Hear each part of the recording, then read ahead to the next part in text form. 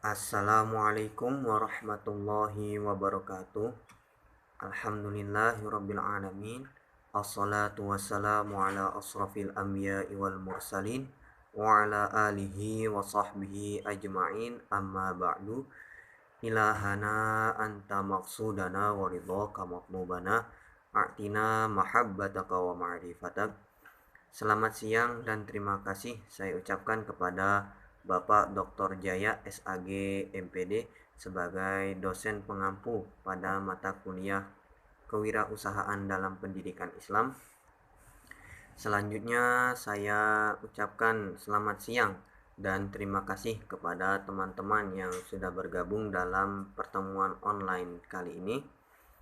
Saya Rizky Bangkit Prayogo, mahasiswa jurusan Pendidikan Agama Islam, kelas PAI 5H, mewakili teman-teman kelompok saya, yaitu Abdul Kholik dan Sonia Bintang Safira, untuk memaparkan materi kelompok kami yang berjudul Menggali Kekuatan Diri. Pada kesempatan kali ini, kami akan mengangkat dua pokok permasalahan, yaitu bagaimana meraih keberhasilan hidup dan bagaimana menghadapi tantangan ke depan menemukan kekuatan diri. Sebelum kami menjelaskan dua pokok bahasan ini, kami akan menjelaskan tentang apa itu potensi diri. Potensi berasal dari kata to poten dalam bahasa Inggris, mempunyai arti kekuatan atau power.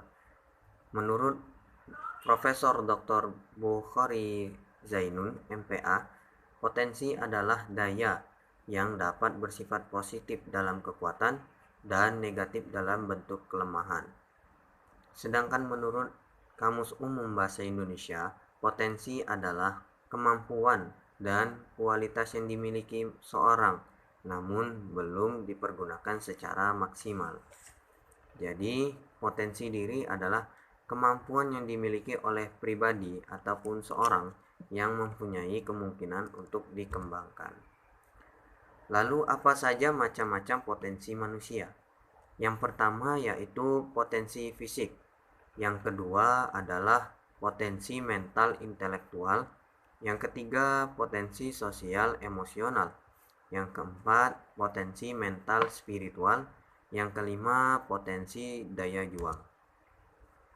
Menurut Profesor Howard Gardner, seorang ahli psikologi dari Harvard School of Education di Amerika, menemukan jenis-jenis kecerdasan dan memperkenalkan ada 9 macam kecerdasan yang perlu dikenali dan ditumbuh kembangkan. Yang pertama yaitu kecerdasan logis matematis. Yang kedua adalah kecerdasan verbal linguistik. Yang ketiga, kecerdasan visual spasial. Yang keempat, kecerdasan olah tubuh kinestetik. Yang kelima, kecerdasan musikal.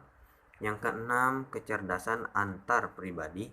Yang ketujuh, kecerdasan intrapribadi. Yang kedelapan, kecerdasan naturalis. Yang kesembilan, kecerdasan eksistensialis. Baik, kita masuki pokok bahasan yang pertama, yaitu meraih keberkahan hidup. Ikmal lidunyaka ka'annaka ta'ishu abadan wa'mal li akhiratika ka'annaka tamutu wadan. Ikmal lidunyaka, beramallah atau berusahalah untuk duniamu, ka'annaka ta'ishu abadan, seakan-akan kamu hidup untuk selamanya. Wa'mal li akhiratika, dan berusahalah atau beramallah untuk akhiratmu, ka'annaka tamutu ghadan, seakan-akan kamu akan mati besok. Ungkapan ini merupakan kalimat yang senantiasa memberikan gambaran menyeluruh tentang hidup dan perilaku kehidupan manusia. Walaupun kadang-kadang kita kurang menyadari tentang kebenaran ungkapan tersebut, sehingga kata yang sering muncul adalah raihlah duniamu, sebab kamu akan hidup untuk 1000 tahun atau bahkan lebih panjang dari itu. Semboyan-semboyan yang seperti inilah yang sering muncul dalam benak kita, seolah kita lupa bahwa kapan dan dimanapun jemputan kematian itu selalu mengintai kita. Mengenai kematian, sebagian orang menganggap bahwa kematian adalah akhir dari suatu kehidupan umat manusia. Betapa tidak, padahal kalau kita melihat beberapa kajian baik yang terdapat dalam Al-Quran, hadis maupun sumber-sumber lain, dapat ditarik kesimpulan bahwa kematian adalah awal kehidupan yang hakiki, karena dari sanalah awal manusia akan berjumpa atau bertemu dengan Tuhannya. Mengenai persiapan, ada dua persiapan yang harus dimiliki oleh manusia pada umumnya, yaitu mempersiapkan hidup penuh barokah dan mati dalam keadaan husnul khotimah. Dua prinsip ini dapat dibilang susah bagi orang yang tidak memiliki prinsip hidup, tetapi mudah bagi orang yang memiliki prinsip hidup yang jelas. Jelas atau tidaknya manusia dalam menyikapi konsep ini, tentu pengetahuan menjadi bekal utama untuk membedakan antara keduanya. Pengetahuan dalam kata lain ilmu merupakan bekal yang prinsip bagi manusia, seperti yang disabdakan oleh Nabi.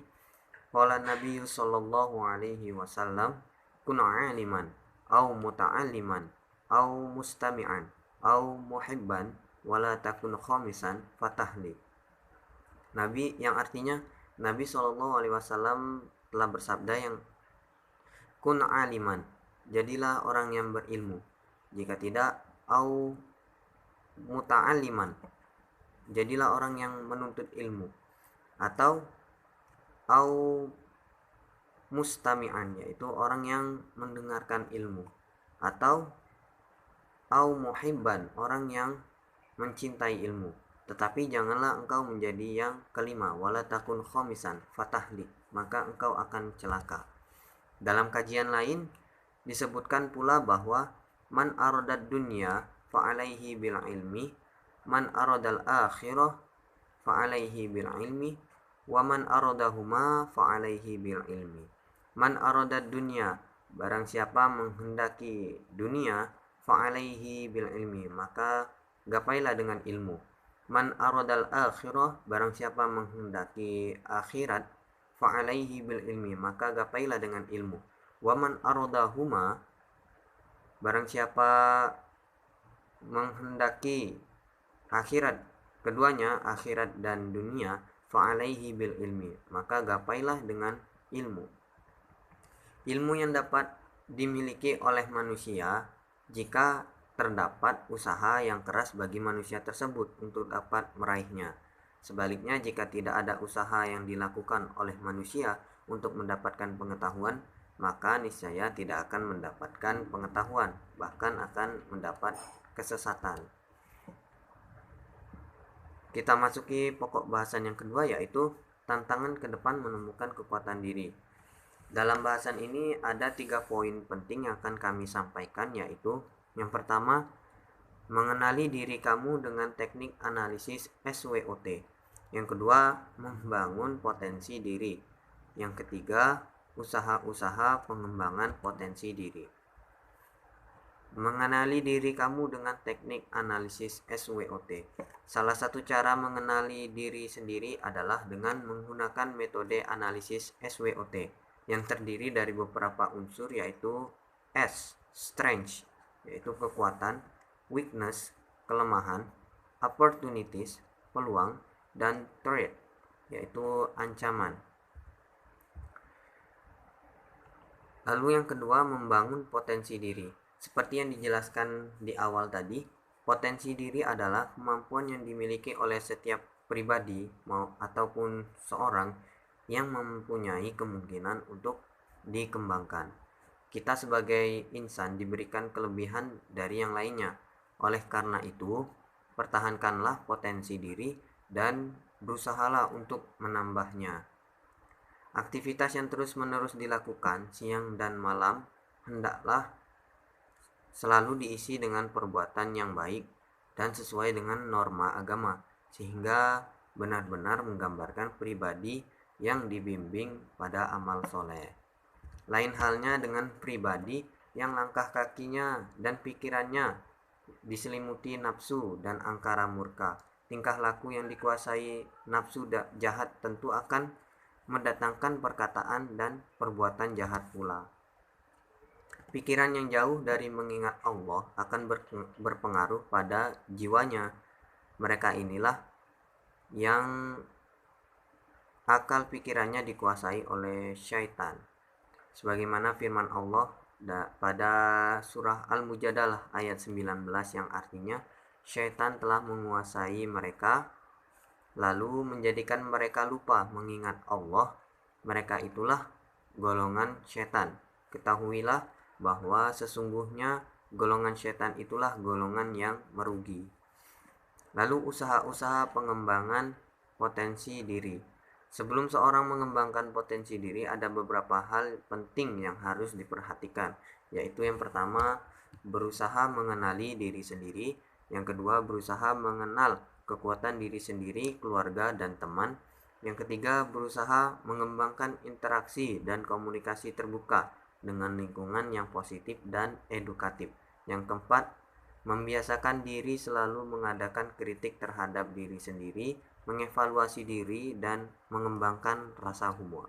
Yang kelima, mencoba menerima keadaan secara rasional dan objektif. Yang keenam, membiasakan diri selalu mengadakan kontrol dan teliti dalam setiap tindakan.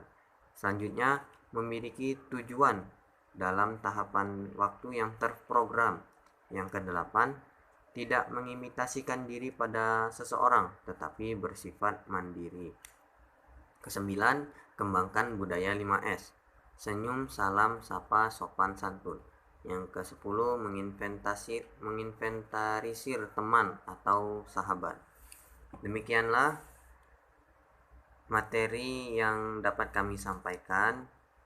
Lebih dan kurangnya saya mohon maaf. Saya akhiri, wabillahi taufik wal hidayah. Wassalamualaikum warahmatullahi wabarakatuh.